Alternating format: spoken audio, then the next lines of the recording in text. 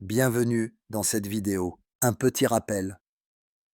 Cette vidéo a un but éducatif et informatif.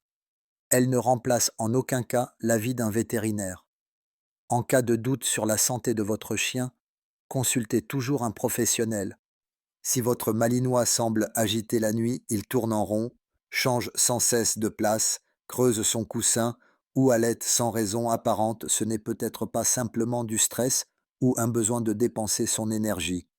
Il se pourrait que ce soit un symptôme neurologique, et plus précisément une atteinte du lobe frontal, une région du cerveau souvent négligée dans les diagnostics comportementaux.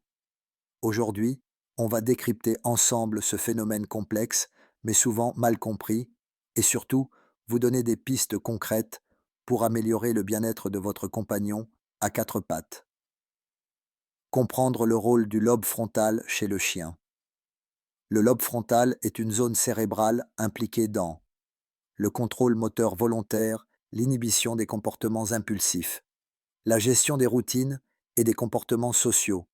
Quand cette zone est atteinte, notamment par un traumatisme, une tumeur, une inflammation ou une dégénérescence, le chien peut perdre une partie de sa capacité à réguler ses mouvements ou ses émotions. Résultat, même au repos ou la nuit, son corps continue de bouger sans filtre, comme s'il ne trouvait pas l'interrupteur pour se calmer. Signes cliniques à observer la nuit. Voici quelques exemples concrets. Le chien se lève toutes les 20 à 60 minutes sans raison apparente. Il change régulièrement de pièce ou gratte à une porte fermée. Il halète de manière excessive, même s'il ne fait pas chaud. Il adopte des comportements répétitifs. Creuser, tourner, gémir. Ces signes peuvent être confondus avec de l'anxiété de séparation ou un simple trouble du comportement, mais si cela se répète chaque nuit, il faut creuser plus loin. Diagnostic vétérinaire. Que faire? Consulter un vétérinaire comportementaliste est essentiel. Il pourra faire un premier bilan clinique et neurologique, prescrire une IRM cérébrale si nécessaire pour visualiser les zones atteintes, écarter d'autres troubles, douleurs articulaires, troubles digestifs, etc. Important, seuls certains cabinets vétérinaires sont équipés pour ce type d'imagerie. N'hésitez pas à demander une orientation. Ce que vous pouvez mettre en place chez vous en attendant ou en complément.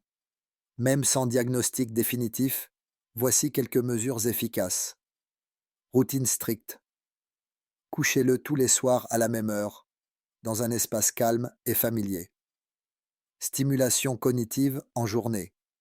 Jeu de flair, apprentissage de tricks simples pour l'aider à vider son cerveau activement. Ambiance apaisante le soir. Pas d'écran, pas d'excitation, lumière douce, musique relaxante type bruit de blanc ou son naturel. Supplément naturel.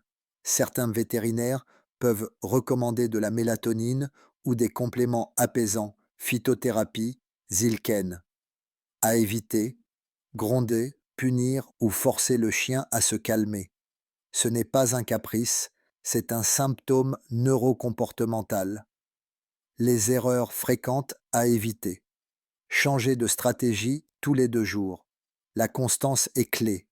Interpréter l'agitation comme de la provocation. Ce n'est pas volontaire. Ignorer ces signes en pensant que ça passera tout seul. Souvent, cela empire avec le temps. En conclusion, un bon diagnostic change tout. Si votre chien montre des signes d'agitation nocturne persistante, ne restez pas seul avec vos doutes. Parle à ton veto. Mieux vaut savoir et agir. Même si le sujet est encore méconnu, une prise en charge adaptée peut vraiment changer la vie de votre compagnon. Si cette vidéo vous a aidé, abonnez-vous pour plus de contenu sur le comportement canin et la santé mentale de nos chiens. Et surtout, partagez-la à bientôt pour plus de vidéos.